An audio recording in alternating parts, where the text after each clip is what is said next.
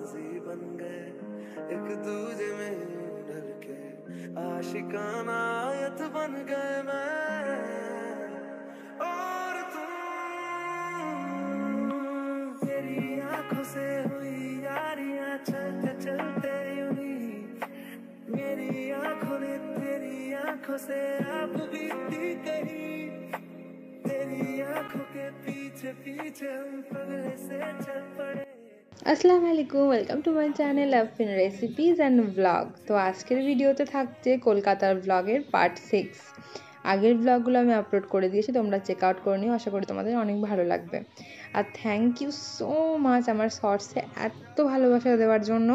আমার একটা শর্টস প্রায় 1.5 লাখ কমপ্লিট করেছে, তার জন্য তোমাদেরকে অনেক অনেক অনেক থ্যাংক ইউ। আমি অনেক হ্যাপি। তো সেদিন আমাদের প্ল্যান ছিল হচ্ছে আমরা মেট্রো করে যাব। তো সেদিন আমরা এক্সপ্ল্যানেড থেকে হাওড়া ময়দান পর্যন্ত গিয়েছিলাম।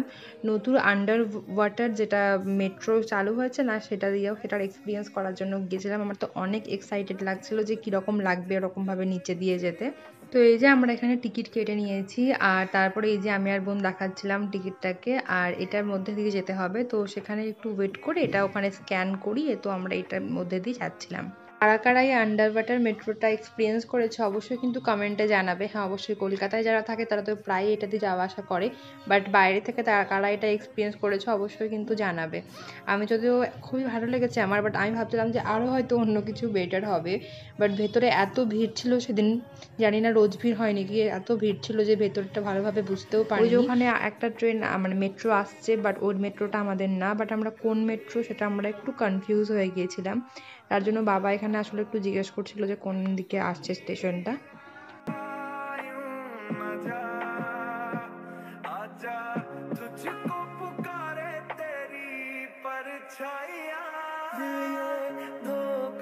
আমাদের যাওয়ার জায়গা ছিল অন্য কোথাও, বাট এই যে আন্ডার ওয়াটার দিয়ে যাবে এটা তো সেটা দেখার জন্য স্পেশালি আমরা এটা চাপার জন্য এসেছিলাম।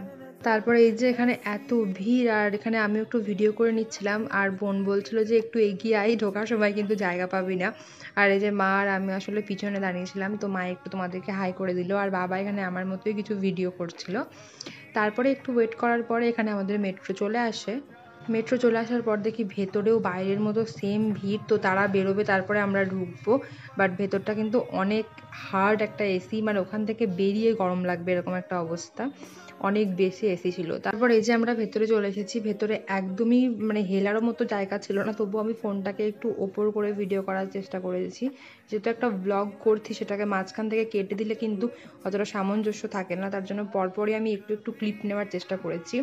আর এই যে এখানে মেট্রো শুরু হওয়ার আগে দেখাচ্ছে যে কীরকমভাবে এটা ভেতর দিয়ে যাবে, তো সেটারও একটু ভিডিও আমি এখানে তুলেছি। তারপর এখানে আমরা হাওড়া ময়দান স্টেশনে নেমে পড়েছিলাম, এবং তারপরে আবার আমরা ওখান থেকে ডাইরেক্ট টিকিট কেটে এক্সপ্ল্যানেড যাব। আসলে বললাম না যে আমরা কোনো ঘুরতে বা কোথাও যাইনি, জাস্ট ওই জায়গাটাতে এক্সপিরিয়েন্স করার জন্যই আমরা এখান থেকে যাওয়া আসাটা করেছিলাম। এই যে তোমাদেরকে দেখালাম এটা হচ্ছে এক্সপ্ল্যানেড স্টেশন। দুটো স্টেশন কিন্তু খুবই সুন্দর, আমার অলওয়েজই মেট্রো স্টেশন ভীষণ পছন্দ, কারণ মাটির তলা দিয়ে একটা সুন্দর হাওয়া আসে, যেটা খুবই ভালো লাগে। আর এইবারে যে মেট্রোটা চেপেছিলাম সেটা কিন্তু খুব একটা ভিড় ছিল না, তাই এটা বেশ ভালো লেগেছে। আর আসতেও একটু লেট ছিল, তাই এখানে বোন আমরা সবাই মিলে একটু সেলফি তুলেছি। সেরকমভাবে সেলফির ভিডিও করা হয়নি, তাই অ্যাড করতে পারলাম না, বাট তোমরা কভারে অবশ্যই দেখে নিয়েছো। আর এই যে আমরা এখানে বসার জায়গাটা পেয়েছিলাম, এটা যদিও সিনিয়র সিটিজেনদের সিট ছিল, বাট কোনো সেহেতু আশেপাশে কেউ ছিল না সিনিয়র, তার জন্য আসলে বসার জায়গাটা পেয়েছিলাম। তারপরে এসে দেখি যে এখানে লিফট অন আছে, লিফট চলছে, তো ভাবলাম যে সিঁড়ি দিয়ে আর না গিয়ে লিফটেই যাওয়া যাক। আর লিফটে ঢুকে এই যে আমি আর বোন একটু মিরর পেয়ে গেছি, তার জন্য একটু সেলফি আর নিজেকে একটু ঠিক করে নিচ্ছিলাম।